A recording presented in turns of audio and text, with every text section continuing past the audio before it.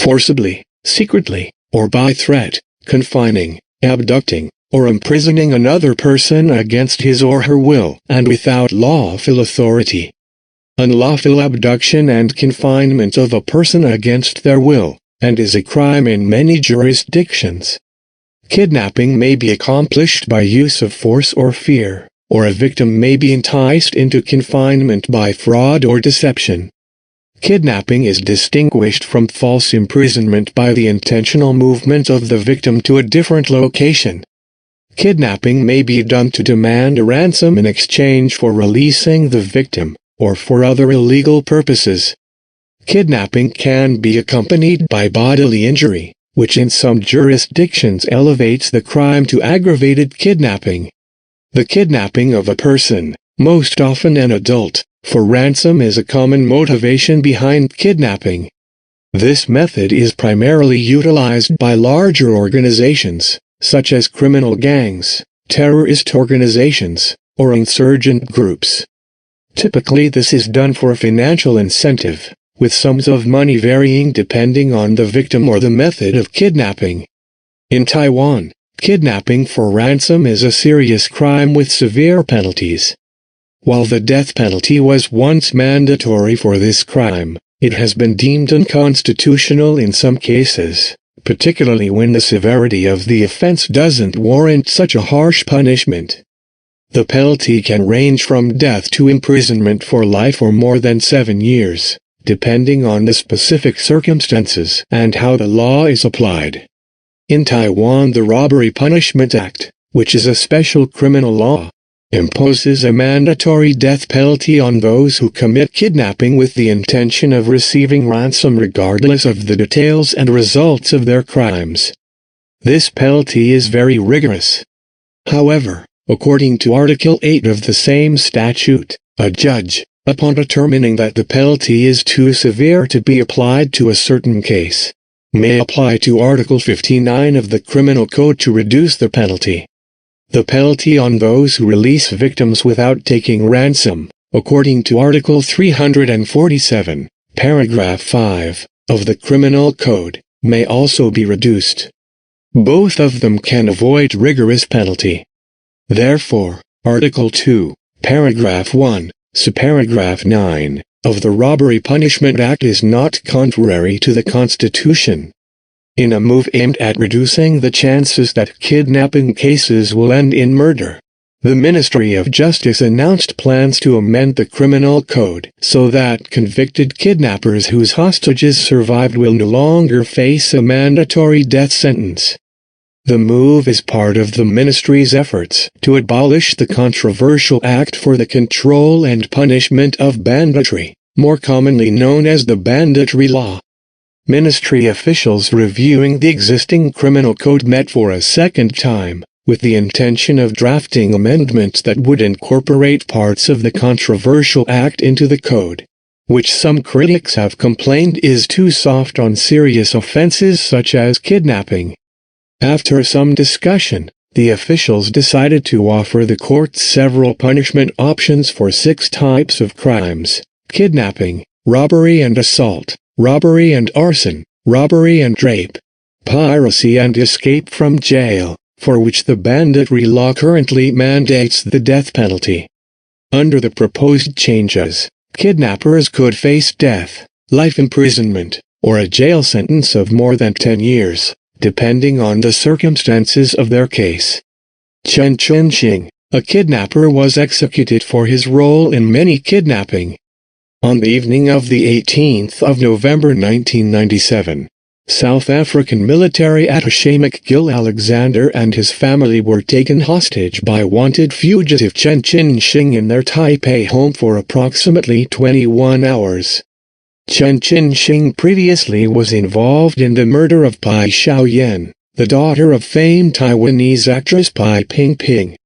His wife and 2 other relatives were imprisoned for their alleged involvement in the murder while he was on the run. Pai Xiaoyan was the only daughter of popular Taiwanese television host and actress Pai Bingbing and Japanese author Ikki Kajiwara. In April 1997, Pai was kidnapped, held for ransom, and murdered by a group of people led by Chen CHIN-HSING, Lin Chunsheng, and Cao Tianmin Zhao Tian, a trio of criminals previously known to the National Police Agency. Chen, Lin, and Cao evaded a police manhunt for up to 8 months, during which they abducted 2 other people for ransom and killed 4 people, including a police officer. Ultimately, Lin and Cao committed suicide during encounters with police in August and November. At around 7 p.m. Taiwan time, Chen CHIN-HSING forcibly entered the Alexander house via the garage. The first person to see him was McGill Alexander's 12-year-old daughter, Christine, who was playing piano at the time. Chen put his arm around her neck and forced her to walk upstairs, where the rest of the family was. Chen instructed Mrs. Alexander at gunpoint to call CNN. She phoned her friend Michael, who worked at CNN.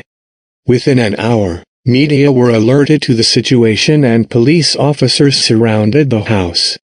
As police surrounded the house, they reportedly taunted Chen. As the police advanced towards the house, after Chen had warned them to stay away, Chen opened fire with one of his guns. The other one was kept pointed at Melanie, whom he was using as a human shield. After repeated begging by Mr. Alexander, Chen released Melanie and instead took Mr. Alexander as a human shield. By this point, the police had entered the house via the garage door. Chen fired shots at the policemen surging up the stairs to his position, and they retreated to the garage. As Chen was firing at police, one of his shots went through Melanie's wrist and into her back, lodging between 2 arteries in her pelvis. Mr. Alexander was also shot in the leg. Chen had promised to release the hostages if Frank Xie, a renowned politician, personally came to negotiate the release of his wife and brother. At 9 p.m. Taiwan time, Frank Xie arrived. Negotiations started at 10 o'clock with success in ensuring the release of Mr. Alexander and his daughter Christine for treatment of their wounds sustained.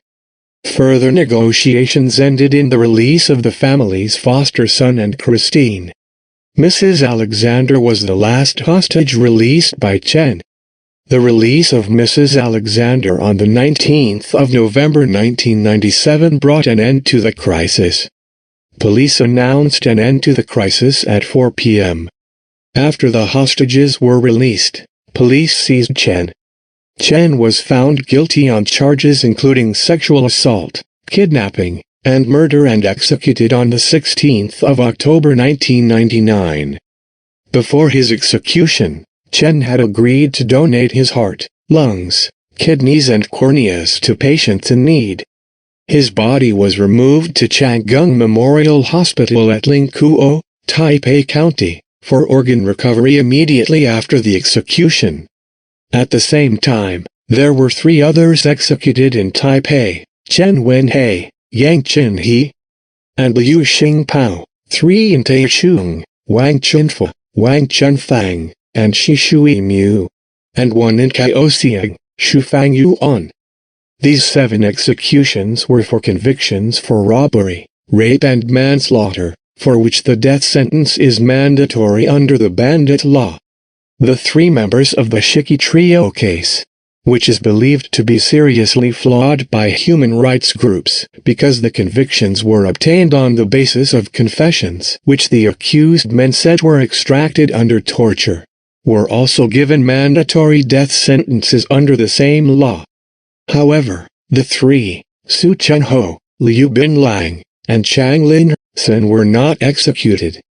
While on death row, Chen handed a 50,000-character confession to a Christian group. The Ministry of Justice reacted strongly to the group's plan to have his confessions published. The group has postponed the publication. Much of this crime is organized. Police figures reveal that Taiwan has 10,582 gangsters belonging to 1,236 gangs. Kidnapping had been rare in Taiwan until recently. Several high-profile cases in the late 1990s, victimizing both Taiwanese citizens and foreigners, startled the island state. This study is the first systematic examination of the social dynamics involved in kidnapping. Data came from court cases, questionnaires, and in-depth interviews from incarcerated inmates. Results showed that kidnappers' financial crises and friendships with ringleaders were two primary motives. Most kidnapping cases involved a small number of offenders who form an ad hoc kidnapping group. Victims were not randomly chosen and share a geographic tie with the offenders. The process of kidnapping is idiosyncratic in nature, as most kidnappers improvised their plans. The negotiation phase in kidnapping is done hastily, and the amount of ransom is often a compromised result of offenders' needs, victims' families' financial status, timing, and the offender's perception of risks. Thank you for watching Death Row.